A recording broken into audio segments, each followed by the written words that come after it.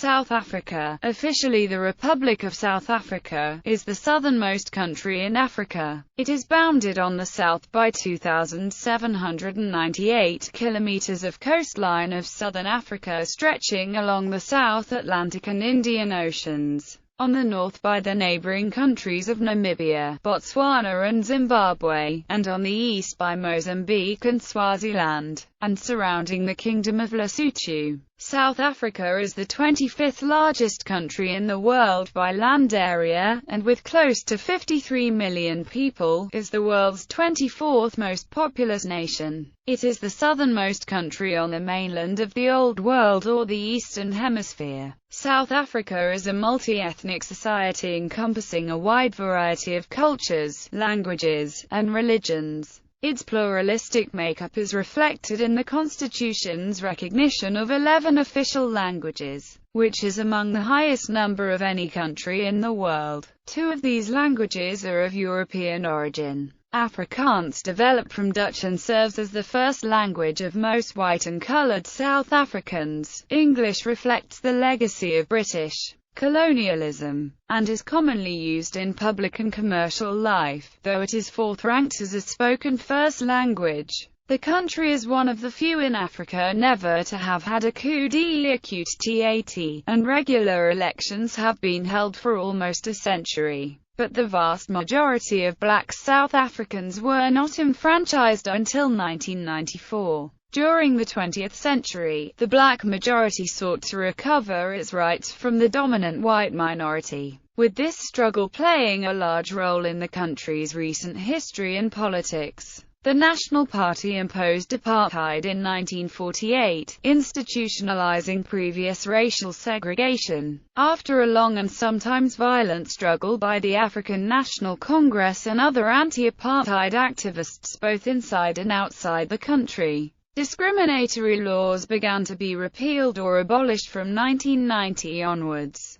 About 80% of South Africans are of sub-Saharan African ancestry, divided among a variety of ethnic groups speaking different Bantu languages, 9 of which have official status. The remaining population consists of Africa's largest communities of European, Asian, and multiracial ancestry. Since 1994, all ethnic and linguistic groups have had political representation in the country's constitutional democracy, which comprises a parliamentary republic and 9 provinces. South Africa is often referred to as the Rainbow Nation, to describe the country's newly developing multicultural diversity in the wake of segregationist apartheid ideology. South Africa is ranked as an upper-middle-income economy by the World Bank, and is considered to be a newly industrialized country. Its economy is the 2nd largest in Africa, and the 34th largest in the world. In terms of purchasing power parity, South Africa has the 7th highest per capita income in Africa. However, poverty and inequality remain widespread, with about a quarter of the population unemployed and living on less than $1.25 a day. Nevertheless, South Africa has been identified as a middle power in international affairs, and maintains significant regional influence.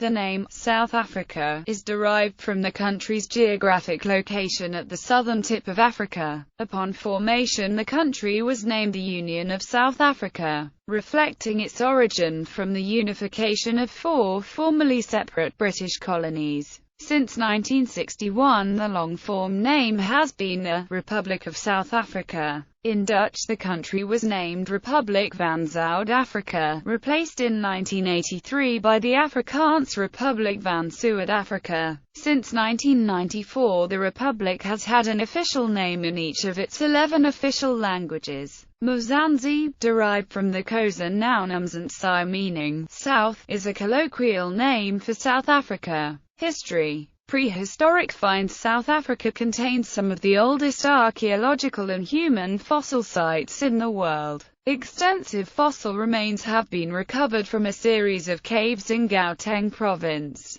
The area is a UNESCO World Heritage Site and has been termed the cradle of humankind. The sites include Sterkfontein, which is one of the richest hominin fossil sites in the world. Other sites include Swartkrans, Gondolin Cave, Kromdry, Cooper's Cave and Malapar. The first hominin fossil discovered in Africa, the Tarung child, was found near Tarung in 1924. Further hominin remains have been recovered from the sites of Makoppans Gate in Limpopo, Cornelia and Florisbad in the Free State, Border Cave in KwaZulu-Natal, Klazies River mouth in Eastern Cape and Pinnacle Point, Alandsfontein and Dijkelders Cave in Western Cape. These were succeeded by various species, including Australopithecus sediba, Homo ergaster, Homo erectus, Homo rhodesiensis, Homo helmi and modern humans, Homo sapiens. Modern humans have inhabited southern Africa for at least 170,000 years. Within the Vaal River Valley, pebble tools have been located. Bantu expansion settlements of Bantu-speaking peoples, who were iron-using agriculturists and herdsmen, were already present south of the Limpopo River by the 4th or 5th century CE. They displaced, conquered and absorbed the original Khoisan speakers, the Khoi and San peoples. The Bantu slowly moved south. The earliest ironworks in modern-day KwaZulu-Natal province are believed to date from around 1050. The southernmost group was the Xhosa people, whose language incorporates certain linguistic traits from the earlier Khoisan people. The Xhosa reached the Great Fish River, in today's Eastern Cape province. As they migrated, these larger Iron Age populations displaced or assimilated earlier peoples. In Mpumalanga, several stone circles have been found along with the stone arrangement that has been named Adam's Calendar. Portuguese contacts at the time of European contact. The dominant ethnic group were Bantu-speaking peoples who had migrated from other parts of Africa about 1,000 years before. The two major historic groups were the Xhosa and Zulu peoples. In 1487, the Portuguese explorer Bartolomeu Dias led the first European voyage to land in southern Africa. On the 4th of December, he landed at Walfish Bay. This was south of the furthest point reached in 1485 by his predecessor, the Portuguese navigator Diogo Cao. Dias continued down the western coast of southern Africa. After the 8th of January 1488, prevented by storms from proceeding along the coast, he sailed out of sight of land and passed the southernmost point of Africa without seeing it. He reached as far up the eastern coast of Africa as, what he called, Rio do Infante, probably the present-day Groot River, in May 1488. But on his return he saw the Cape, which he first named Cabo das Tormentas. His king, John II, renamed the point Cabo da Boa Esperança, or Cape of Good Hope, as it led to the riches of the East Indies. Dias' feat of navigation was later immortalized in Luís de Camões' Portuguese epic poem, The Lusíads. European colonization. By the early 17th century, Portugal's maritime power was starting to decline, and English and Dutch merchants competed to oust Lisbon from its lucrative monopoly on the spice trade. Representatives of the British East India Company did call sporadically at the Cape in search of provisions as early as 1601, but later came to favour Ascension Island and St. Helena as alternative ports of refuge. Dutch interest was aroused after 1647, when two employees of the Dutch East India Company were shipwrecked there for several months. The sailors were able to survive by obtaining fresh water and meat from the natives. They also sowed vegetables in the fertile soil. Upon their return to Holland, they reported favorably on the Cape's potential as a warehouse and garden for provisions to stock passing ships for long voyages. In 1652, a century and a half after the discovery of the Cape Sea route, Jan van Riebeeck established a refreshment station at the Cape of Good Hope, at what would become Cape Town, on behalf of the Dutch East India Company. The Dutch transported slaves from Indonesia, Madagascar, and India as labor for the colonists in Cape Town. As they expanded east, the Dutch settlers met the southwesterly migrating Xhosa people in the region of the Fish River. A series of wars, called the Cape Frontier Wars, were fought over conflicting land and livestock interests. Great Britain took over the Cape of Good Hope area in 1795, to prevent it from falling under control of the French First Republic, which had invaded the Dutch Republic. Given its standing interests in Australia and India, Great Britain wanted to use Cape Town as an interim port for its merchants' long voyages. The British returned Cape Town to the Dutch Batavian Republic in 1803, the Dutch East India Company having effectively gone bankrupt by 1795. The British annexed the Cape Colony in 1806. And continued the frontier wars against the Xhosa. The British pushed the eastern frontier through a line of forts established along the Fish River, and they consolidated the territory by encouraging British settlement. During the 1820s, both the Boers and the British 1820 settlers claimed land in the north and east of the country. Conflicts arose among the Xhosa, Zulu, Sotho, and Boer groups who competed to expand their territories. In the first 2 decades of the 19th century, the Zulu people grew in power and expanded their territory under their leader, Shaka. Shaka's warfare led indirectly to the Mafeking that devastated and depopulated the inland plateau in the early 1820s. An offshoot of the Zulu, the Matabele people created a larger empire that included large parts of the Highveld under their king Malikazi. During the early 1800s, many Dutch settlers departed from the Cape Colony, where they had been subjected to British control. They migrated to the future Natal, Orange Free State, and Transvaal regions. The Boers founded the Boer Republics, the South African Republic and the Orange Free State. The discovery of diamonds in 1867 and gold in 1884 in the interior started the mineral revolution and increased economic growth and immigration. This intensified the European South African efforts to gain control over the indigenous peoples. The struggle to control these important economic resources was a factor in relations between Europeans and the indigenous population, and also between the Boers and the British. The Anglo-Zulu War was fought in 1879 between the British Empire and the Zulu Kingdom. Following Lord Carnarvon's successful introduction of federation in Canada, it was thought that similar political effort, coupled with military campaigns, might succeed with the African kingdoms, tribal areas and Boer republics in South Africa. In 1874, Sir Henry Bartle Frere was sent to South Africa as High Commissioner for the British Empire to bring such plans into being. Among the obstacles were the presence of the independent states of the South African Republic and the Kingdom of Zululand and its army. The Zulu nation spectacularly defeated the British at the Battle of Isandlwana. Eventually, though, the war was lost, resulting in the end of the Zulu nation's independence. The Boer Republic successfully resisted British encroachments during the First Boer War using guerrilla warfare tactics, which were well suited to local conditions. The British returned with greater numbers, more experience, and new strategy in the Second Boer War, but suffered heavy casualties through attrition. Nonetheless, they were ultimately successful. Within the country, anti-British policies among white South Africans focused on independence. During the Dutch and British colonial years, racial segregation was mostly informal, though some legislation was enacted to control the settlement and movement of native people, including the Native Location Act of 1879 and the system of pass laws. Power was held by the ethnic European colonists. 8 years after the end of the Second Boer War and after 4 years of negotiation, an Act of the British Parliament granted nominal independence,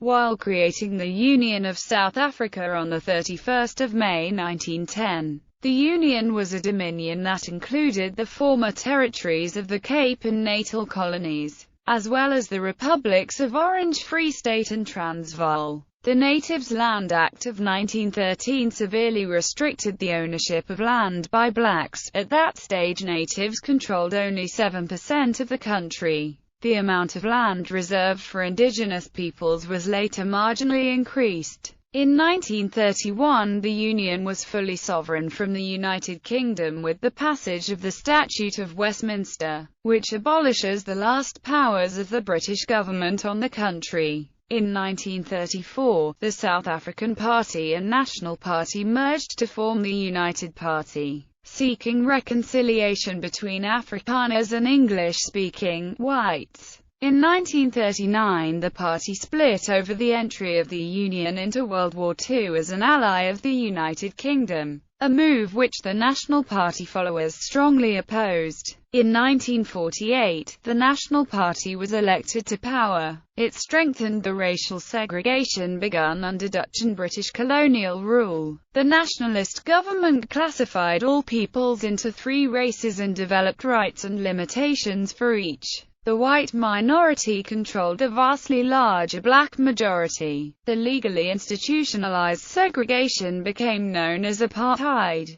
While whites enjoyed the highest standard of living in all of Africa, comparable to First World Western nations, the black majority remained disadvantaged by almost every standard, including income, education, housing, and life expectancy. The Freedom Charter, adopted in 1955 by the Congress Alliance, demanded a non-racial society and an end to discrimination. Republic. On 31 May 1961, the country became a republic following a referendum in which white voters narrowly voted in favor thereof. Queen Elizabeth II was stripped of the title Queen of South Africa, and the last Governor-General, namely Charles Robert Swart, became state president. As a concession to the Westminster system, the presidency remained parliamentary appointed and virtually powerless until P.W. Botha's Constitution Act of 1983, which eliminated the office of Prime Minister and instated a near-unique, strong presidency, responsible to Parliament. Pressured by other Commonwealth of Nations countries, South Africa left the organization in 1961 and was readmitted only in 1994.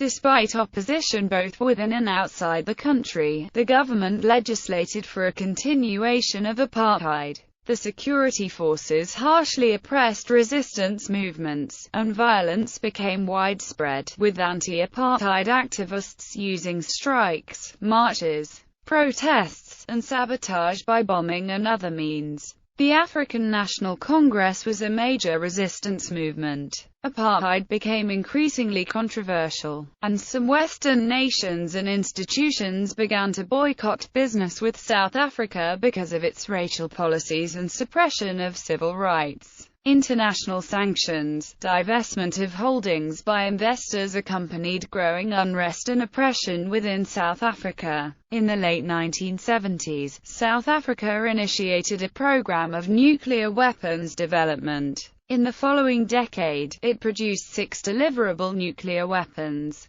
The Malabatini Declaration of Faith, signed by Mangosuthu Buthelezi and Harry Schwartz in 1974, enshrined the principles of peaceful transition of power and equality for all, the first of such agreements by black and white political leaders in South Africa. Ultimately, de Klerk opened bilateral discussions with Nelson Mandela in 1993 for a transition of policies and government. In 1990 the National Party government took the first step towards dismantling discrimination when it lifted the ban on the African National Congress and other political organizations. It released Nelson Mandela from prison after 27 years serving a sentence for sabotage. A negotiation process followed. With approval from a predominantly white referendum, the government repealed apartheid legislation. South Africa also destroyed its nuclear arsenal and acceded to the Nuclear Non-Proliferation Treaty. South Africa held its first universal elections in 1994, which the ANC won by an overwhelming majority. It has been in power ever since. The country rejoined the Commonwealth of Nations. In post-apartheid South Africa, unemployment has been extremely high as the country has struggled with many changes. While many blacks have risen to middle or upper classes, the overall unemployment rate of blacks worsened between 1994 and 2003. Poverty among whites, previously rare, increased. In addition, the current government has struggled to achieve the monetary and fiscal discipline to ensure both redistribution of wealth and economic growth.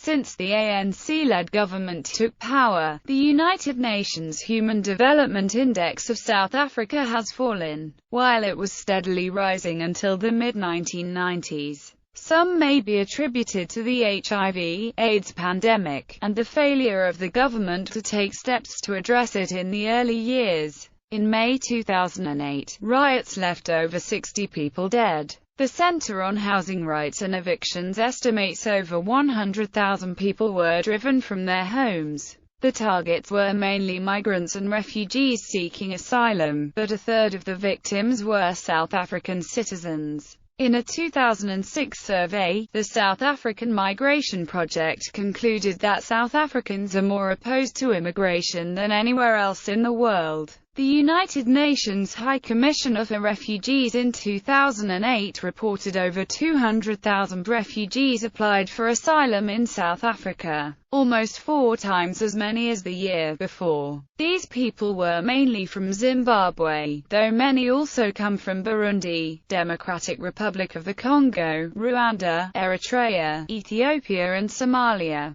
Competition over jobs, business opportunities, public services and housing has led to tension between refugees and host communities. While xenophobia is still a problem, recent violence has not been as widespread as initially feared.